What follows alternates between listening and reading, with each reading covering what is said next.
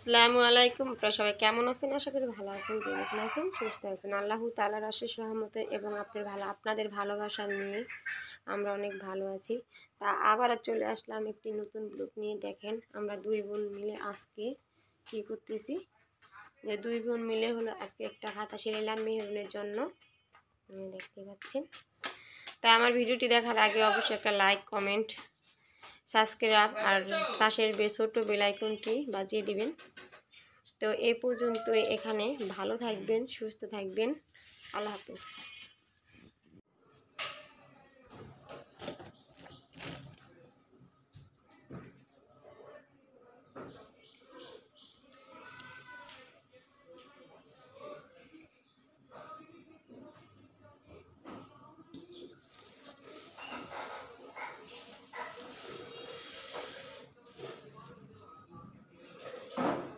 এই যে হলো কালো জিরো, 3 দিন যাবত ধুইছি কিন্তু শুকা দিতে পারি নাই, রোদ ছিল না, তার জন্য আজকে হলো প্রচুর পরিমাণে রোদ উঠছে।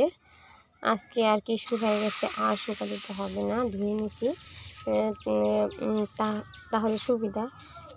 আর যদি না ধুয়ে রাখি তাহলে যেদিন ভর্তা বানাই আর কি সেদিন সমস্যা পড়ে যায়। ধও আবার টালো, আর এখন ধুয়ে নিচ্ছে, আর কোনো ঝামেলা হবে না ভর্তা বানাতে গেলে। বের করে নিয়েই রোববার থেকে ভেজে ভর্তাটা বানিয়ে নিতে পারবো। আর কালো জিরার বাসনাটা অনেক সুন্দর, অনেক সুন্দর, আর ভর্তাটাও বানালে অনেক ভালো লাগে। ভর্তার ভিতরে হলো আগের কালের মানুষ দিত আপনি রসুন শুধু, কিন্তু তা রসুন দিলে তিতা লাগতো। আর এখন পেঁয়াজ আর রসুন যদি দেয় তাহলে আর দিতে লাগে না। এখন আমি হলো আমার ছোটো বোন বলছে যে আপু তুমি রসুন দিবা, আর না দিলেও চলে, রসুন আর পেঁয়াজ দিবা, পেঁয়াজ দিলে ভর্তাটা ভালো লাগবে, তিতা লাগবে না। তো আমি হলো দুটোটাই দিই, দুটোটা দিচ্ছি। সেদিন ভর্তা বানিয়েছি, অনেক অনেক মজা লাগছে আমার কাছে। তো আমার অনেক দিন আগে আলু জিরা ভর্তা খেতে ইচ্ছা হচ্ছিলো, সেদিন খাইছি। আমার মেয়ের জন্য একটা খাতা পাততেছি, পুরান খাতাই নতুন করে আবার আঁকা অলরেডি সেলাই করে কি কি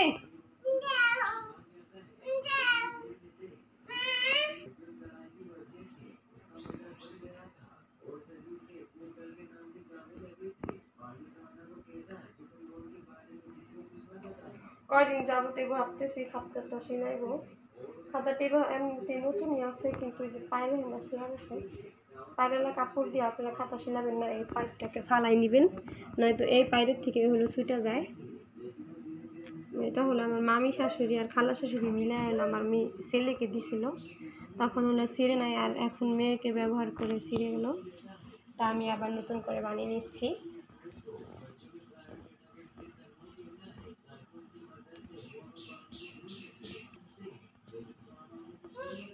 এইটা বাদ দে, এইখানটা মাঝখানে রেখে দিয়ে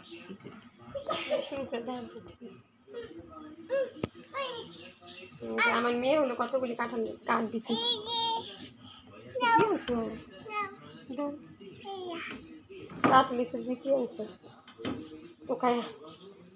এই যে হলো শাকটা বসাই দিছি, চুলাটাও ধরাই দিছি, দেখতে পাচ্ছেন।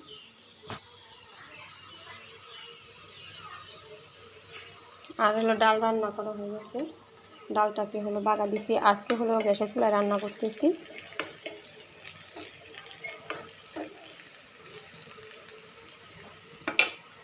যে আঁকা হলো খাতাটা সিলাইতেছে, অনেকগুলি সিলি হয়ে গেছে, আমি হলো রান্না করতেছি।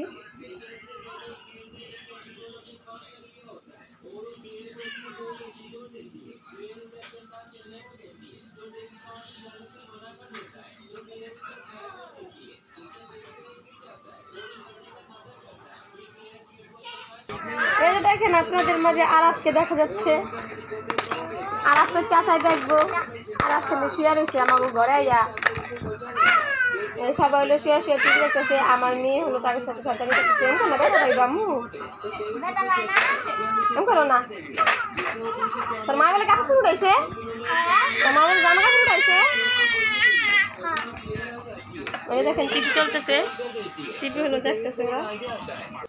এই যে হলো শাকের জন্য আমি রসুন, কাঁচামরিচ, পেঁয়াজ কেটে রেখেছি। এগুলি হলো আলামি আস্তে দিয়ে দিব, আস্তে দিয়ে দিলাম।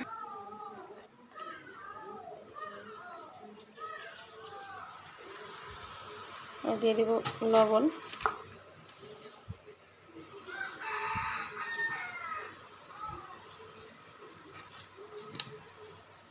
বাগারটা হলো ভাজা হয়ে আসতেছে। এখন আমি একটু খাবার জিরা দিয়ে দেবো। এই জিরোটা দিলে হলো খাবারের স্বাদটা অন্যরকম হয়, একটু ফ্লেভার আসে, তাই জন্য আমরা দেই। কেউ দেয় ধনিয়া পাতা, কেউ দেয় জিরে। অনেকে এই জিরে খায় না বাগারের সাথে, তারা বলে যে গন্ধ লাগে নাকি। তা আমাদের কাছে অনেক ভালো লাগে, তাই জন্য আমরা দিই। বাগারটা হয়ে গেছে, আমি ডালের ভিতরে ঢেলে দিচ্ছি।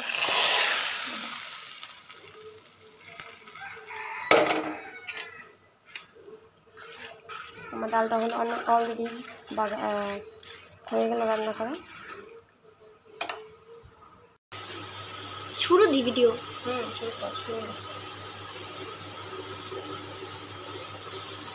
আমি হলো লাল শাক আনছি বাজার থেকে, এখন হলো বাঁচতেছি আনছি। এখন হলো ওই শাকগুলি বাঁচতেছি। আজকে হলো রান্না করবো না, আজকে রান্না করবো হলো করলা ভাজি। ওগুলি বাইসা হলো রেখা দিব, মেলা রাখছিলাম বাতাসে ভিজা, দিয়ে যদি মেলা না রাখি, না শুকিয়ে ফ্রিজে রাখি, তাহলে হলো পয়সা দেবো শাকগুলি।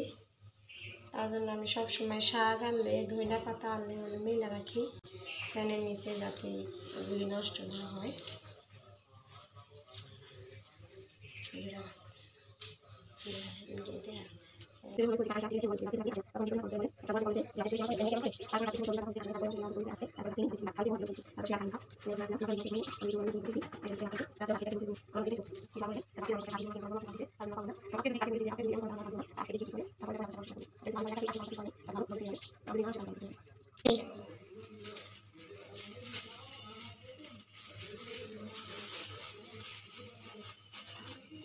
সব শাকগুলি হলো আমার বাচ্চা শেষ। এখন হলো এগুলি একটুখানি ভিজা আছে, হলো সিদ্ধ হয়ে গেছে। বাগার দিতেছি শুকনো মরিচ, রসুন, পেঁয়াজ দিয়ে।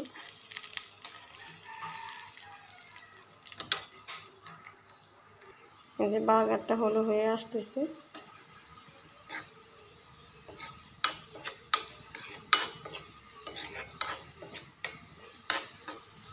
একটু সময় লাগবে। এই যে এখন হলো হয়ে গেছে, আমি হলো বাগারটা দিয়ে দিচ্ছি।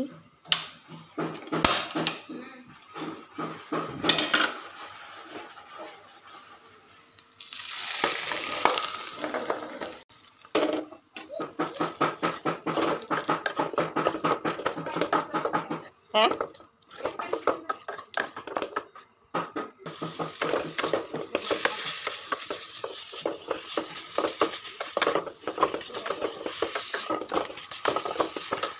শাকটা হয়ে গেছে, আর না এখন লেগে যাচ্ছে।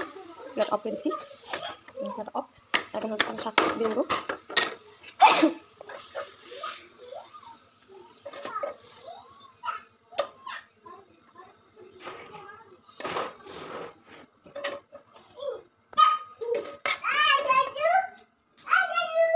তোমার চা চুপ কোন যে আবার কামি দি